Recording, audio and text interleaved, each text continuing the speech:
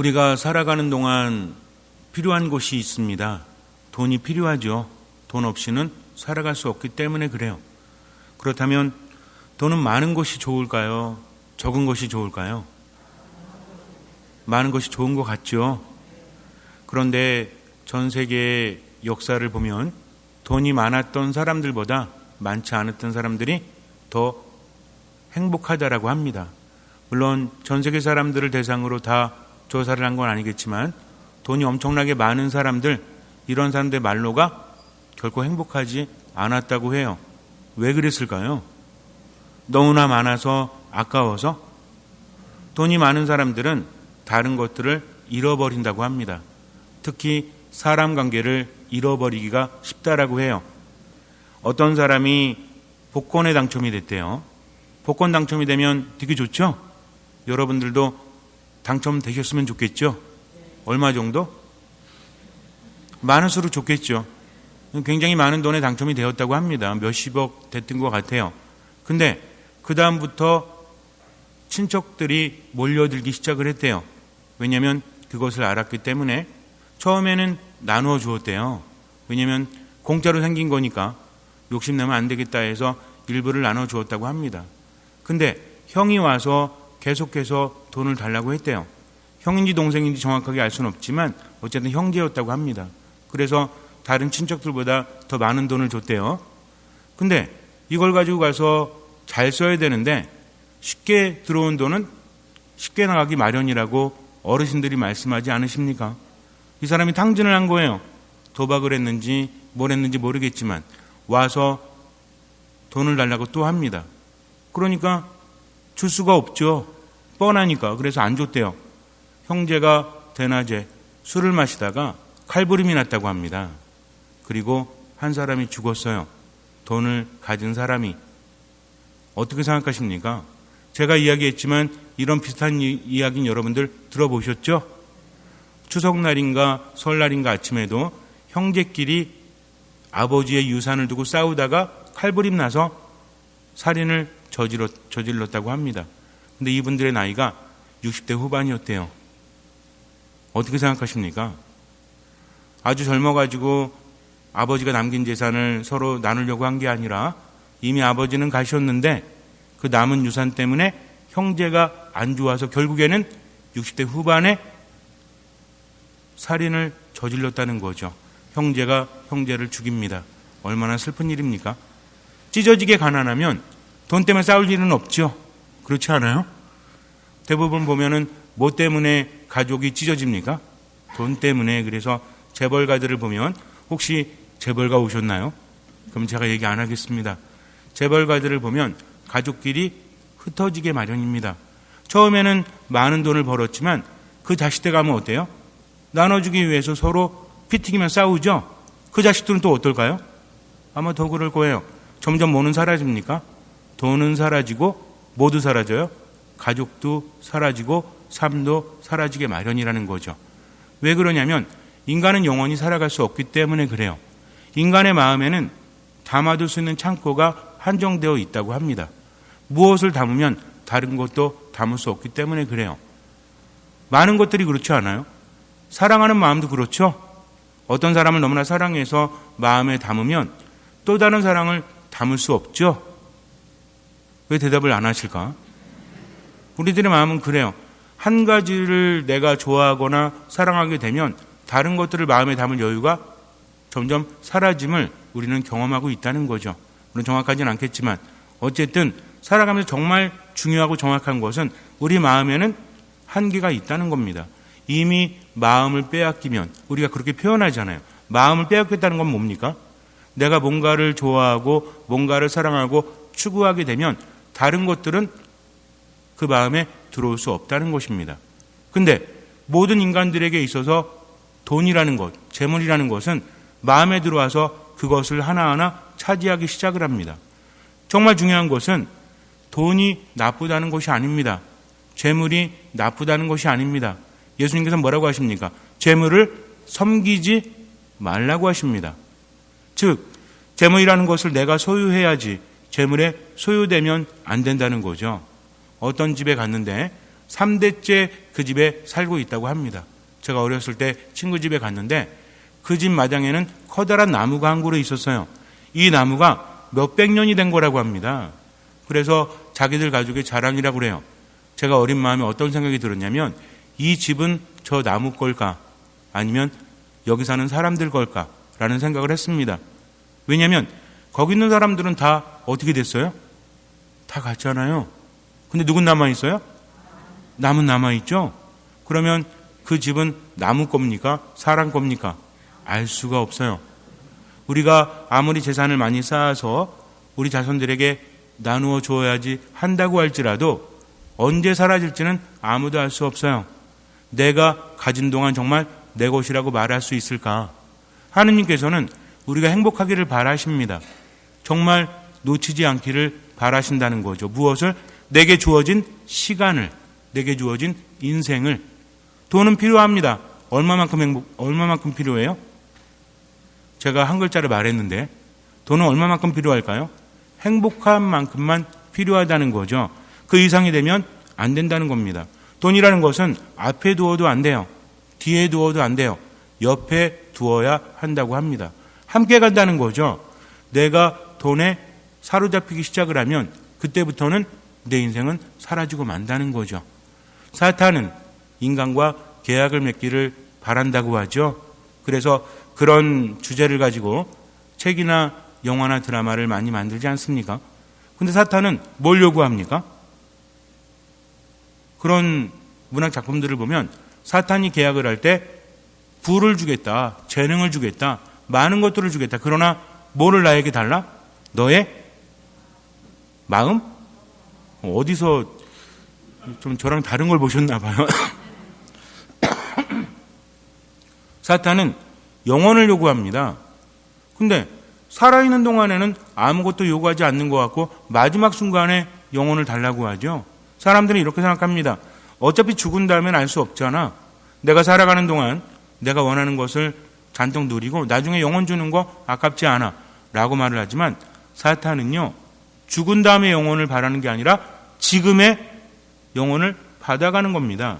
아까도 말씀드렸지만 마음의 창고에, 영혼의 창고에 돈을 집어넣고 재능을 집어넣고 다른 것들을 빼앗아 간다는 거죠. 그 사람에게 주어진 시간 동안 행복할 수 없도록, 즉 거기에 매여서 빙글빙글 돌도록 내버려 둔다는 겁니다. 어떤 사람이 시장에 갔는데 조그만 새 한 마리를 팔고 있었대요. 메추라기인가요? 메추라기 맞죠? 아니에요? 조그만 새 있잖아요. 근데 얘를 묶어놨는데 얘가 가운데 묶인 기둥 사이로 빙글빙글 돌고 있었대요. 왜냐하면 이 다리가 묶여져 있기 때문입니다. 그래서 이거 한 마리 주십시오 그랬더니 예 알겠습니다 하더니 줄을 푸는 거예요. 아니 도망가지 않습니까? 왜 푸십니까? 그랬더니 주인이 말하기를 도망가지 않습니다. 왜냐하면 오랫동안 여기에 묶여 있었기 때문에 얘는 빙글빙글 돌았기 때문에 줄을 풀어줘도 날아가지 못합니다. 과연 얘는 날아가지 못하고 빙글빙글 돌았대요. 무슨 얘기입니까? 줄이 없어졌음에도 불구하고 스스로의 자유를 느끼지 못한다는 겁니다. 걔가 포기한 게 아니에요. 이미 오랫동안 묶여 있었기 때문에 풀어짐을 깨닫지 못하고 인지하지 못한다는 거죠. 우리도 마찬가지입니다. 마음을 빼앗기게 되면 많은 것들을 잃어버려요. 그리고 자꾸만 그것을 지키려고 합니다. 처음에는 돈을 추구해서 돈을 모아가지만 돈이 내 마음에 들어오면 돈이 목적이 되는 겁니다. 그래서 이 돈을 잃어버릴까 봐 자꾸만 불안함을 느껴요. 그리고 더 많이 추구하려고 합니다. 돈은 얼마만큼 필요하다고 했죠? 행복한 만큼, 내가 먹고 내가 누리고 살아갈 만큼, 살아있는 동안. 그런데 어떻습니까? 그게 아니에요. 목적이 됩니다.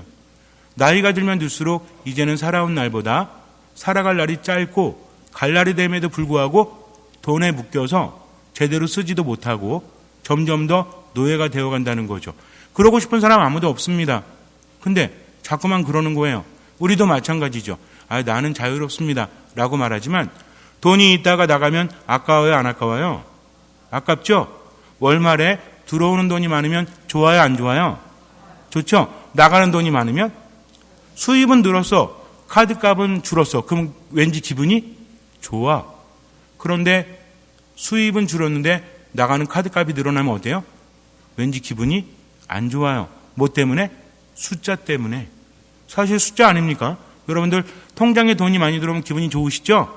그럼 매주 저에게 통장을 갖고 오세요. 제가 써드릴게. 1억 수입 이렇게.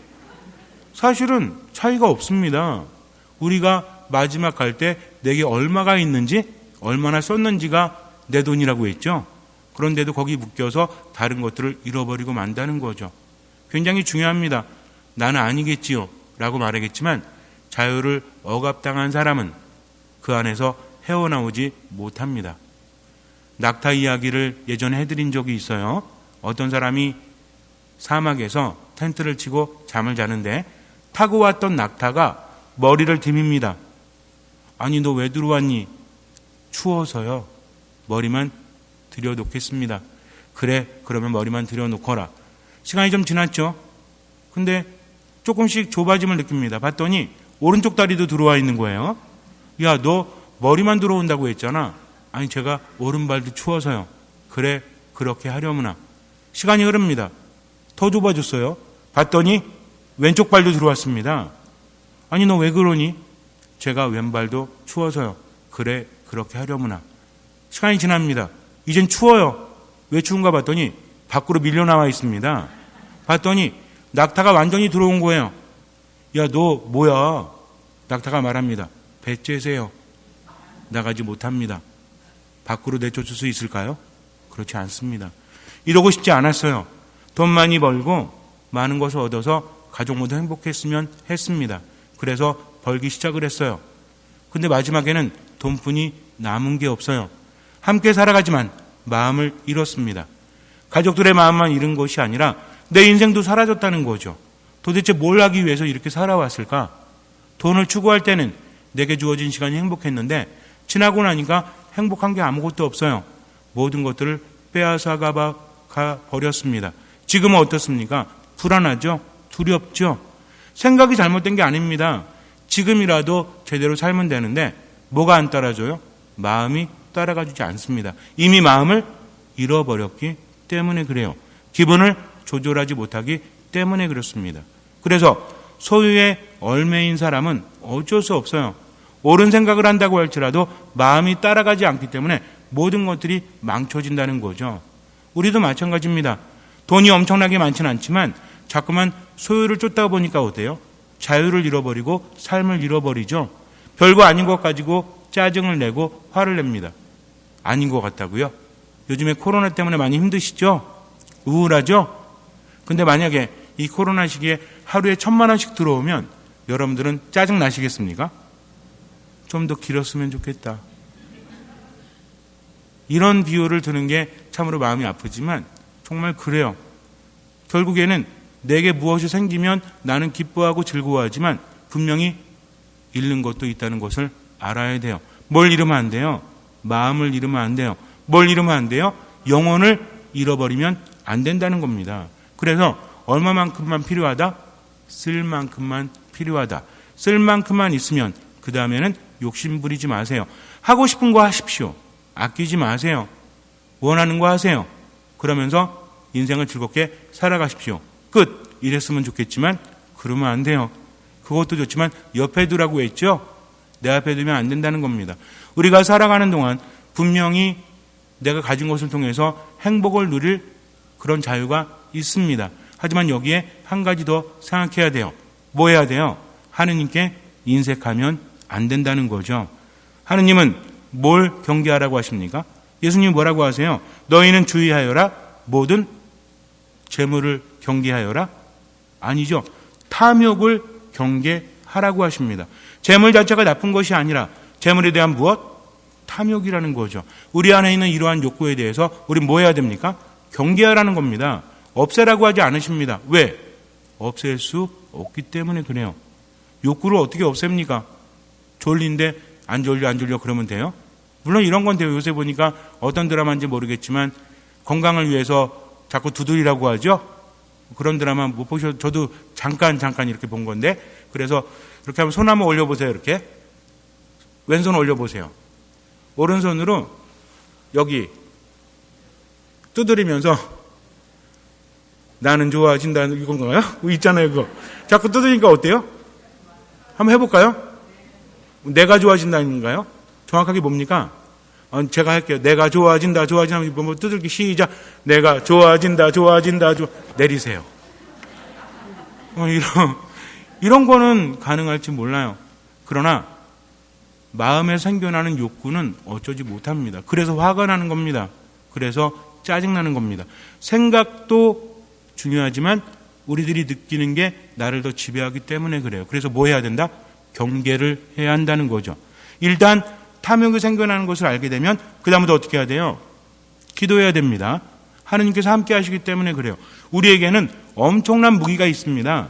일반 사람들은 생각을 합니다.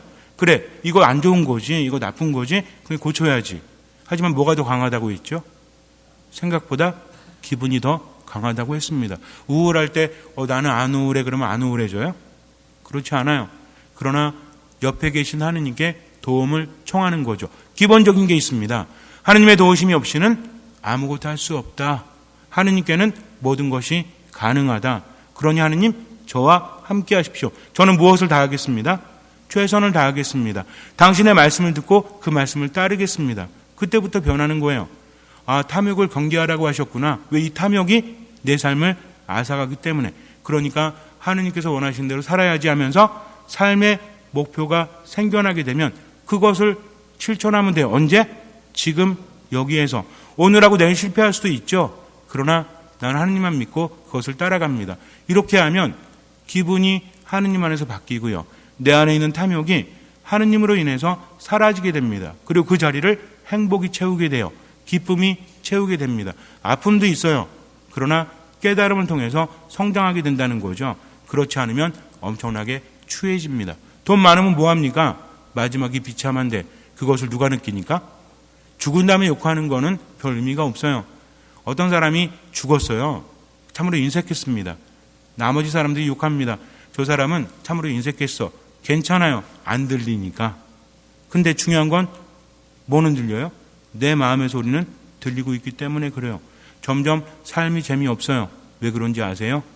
마음의 행복의 자리가 사라지기 때문입니다. 그러니까 뭐 해야 됩니까? 경계를 해야 한다는 거죠. 잠언에 보면 이런 말이 있어요. 부자가 되려고 애쓰지 말고 너의 예지를 포기하지 마라. 그냥 뭘 포기하지 말란 얘기예요? 부자가 되지 말라는 것이 아니라 뭐까지는 포기하지 마라? 예지까지는 포기하지 말라는 거죠. 지혜입니다. 앞을 내다볼 수 있는 능력이라는 거죠. 돈에 매이게 되면 이것을 얻지 못합니다. 네 눈길이 재물을 향해 날아가려고 하면 그것은 바로 없어지고 만다. 내가 재물을 바라보면 바라볼수록 그것은 사라지고 만다는 거죠. 날개를 달아 독수리처럼 하늘로 올라가 버리고 만다라고 잠언 23장 4절에서 5절까지 이야기하고 있습니다. 우리가 살다 보니까 정말 그런 것 같아요. 그래서 재물에 대한 마음은 어쩔 수 없으니 뭘 해야 되겠다? 경계를 해야 되겠다. 무엇이 되지 않도록? 탐욕이 되지 않도록. 그러면 얼마까지는 내가 추구하고 얼마까지는 추구하지 말아야 되죠? 탐욕이 되면 추구하면 안 돼요. 그러나 그것이 아니라면 추구해도 좋습니다. 얼만큼만? 쓸 만큼만. 그리고 마음이 갈라지지 않을 만큼만. 쓸 만큼만이 1단계라면 그 다음은 어떤 단계다? 마음이 갈라지지 않게. 이건 무엇입니까? 한 여인이 있었습니다. 이 여인은 소설을 쓰는 사람이었어요. 그냥 평범한 작가였어요. 근데 남편이 장사를 시작했어요. 굉장히 잘 됩니다. 왜냐하면 워낙 성실한 사람이었고 친절한 사람이었고 정직한 사람이었기 때문에 그래요. 사람들은 알죠? 어떤 집에 갔을 때 그 사람이 정직한지 그 사람이 친절한지 알아요? 몰라요? 알지 않습니까? 그러니까 오픈빨이 계속 가려면 사람이 좋아야 되는 겁니다. 단골은 그래서 생기는 거예요. 엄청나게 장사가 잘 되니까 주변에서 장사가 안 되기 시작을 해요. 부인이 말합니다. 여보, 우리가 돈을 버는 것도 좋지만 우리 때문에 저 사람들이 힘들어지니까 그냥 어느 정도만 합시다. 그랬더니 남편이 말해요. 역시 당신은 아름다운 사람이야. 그 마음이 너무나 이쁘니까 내가 당신 말을 들을게. 평범한 사람들은 아니죠. 우리 형제님들 같으면 뭐라고 그러겠어요? 미쳤어? 이렇게 잘 되는데 그렇게 하지 않겠죠. 사랑하는 아내가 말을 하니까 감동을 합니다. 그래서 가게를 축소를 해요. 그러다 보니까 시간이 남습니다. 남는 시간에 여인이 자꾸만 글을 써요. 그리고 그 글을 발표합니다. 이게 대박이 나요. 그게 빙점이라는 소설이에요. 미우라 아야코라는 여인이 그 소설을 썼다고 하죠. 우리나라에도 그게 드라마인가? 그렇게 나오지 않았습니까? 책도 있고.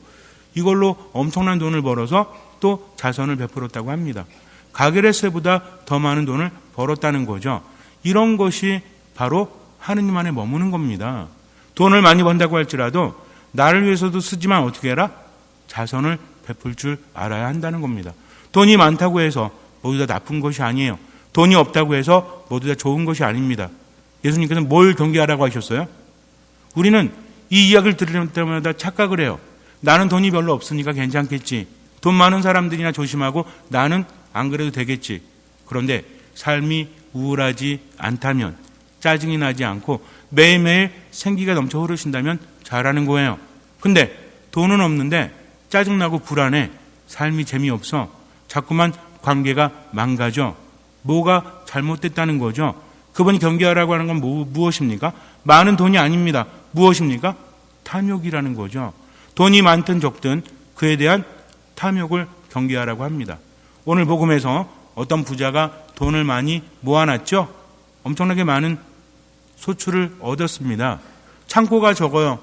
작습니다. 그래서 창고를 더 지어야 되겠다. 수확을 많이 거뒀으니까. 그래서 이제 내 영혼아 먹고 마시며 즐겨라 라고 말하니까 하느님께서 뭐라고 하십니까?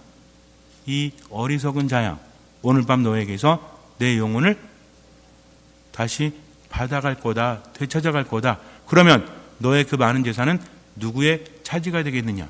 온 세상을 얻는다고 할지라도 무엇을 잃으면? 자기 목숨을 잃으면 무슨 소용이 있겠느냐라고 하십니다. 오래 살면 뭐합니까? 돈 많으면 뭐합니까? 사는 게 사는 것 같지 않다면, 행복하지 않다면, 기쁘지 않다면, 즐겁지 않다면 아무 의미가 없는 거죠. 추석날 가족들끼리 모였습니다. 우리가 서로 어떤 마음을 가지고 있어요?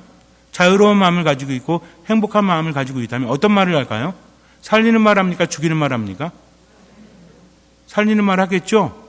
근데 내 욕심 때문에, 또 다른 욕구 때문에 자꾸만 안에서 불안을 느낀다면 우리는 어떻게 해요? 상대방을 제어하려고 합니다. 어떤 말을 해도 안 들어주면 짜증나는 거예요. 화가 나는 거예요. 그래서 조종하려고 합니다. 그러면 됩니까? 안 됩니까? 안 된다는 거죠. 모든 것들이 탐욕에서 시작을 해요. 탐욕은 뭐죠? 소유욕입니다. 가지려고 하는 거예요. 기본적으로 돈을 가지려고 하죠. 근데 뭘 가지려고 해요? 사람을 가지려고 합니다. 부모는 자식을 가지려고 해요.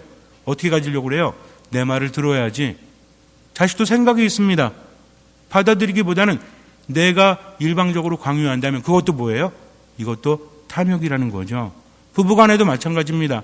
다른 사람도 마찬가지예요. 내가 옳다라고만 주장하는 사람은, 그 사람은 뭐예요? 탐욕이 있는 사람이에요. 그러나 탐욕이 있어도 뭐 할 줄 아는 사람? 이게 제일 중요한데, 뭐 할 줄 아는 사람? 들을 줄 아는 사람. 이런 사람을 탐욕을 경계하는 겁니다. 내가 재물에 대한 욕심을 부릴 때 하느님의 말씀을 들을 줄 아는 사람, 의견이 다르다고 할지라도 상대방의 말을 들을 줄 아는 사람, 이 사람은 어떤 사람이에요? 자유로운 사람이죠. 하느님과 함께하는 사람이에요. 그러니까 어떤 마음만 가지면 된다? 듣는 마음만 가지면 된다. 그래서 오늘 아침에 가족들끼리 대판하셨어도 남은 하루는 어떤 마음으로? 듣는 마음으로. 오늘 한 번만 생각해 보세요. 내 인생 이대로 좋은가? 자꾸만 이것을 추구하다가 영혼을 잃어버린다면 안 되겠다. 그래서 자꾸 듣는 마음을 청하잖아요.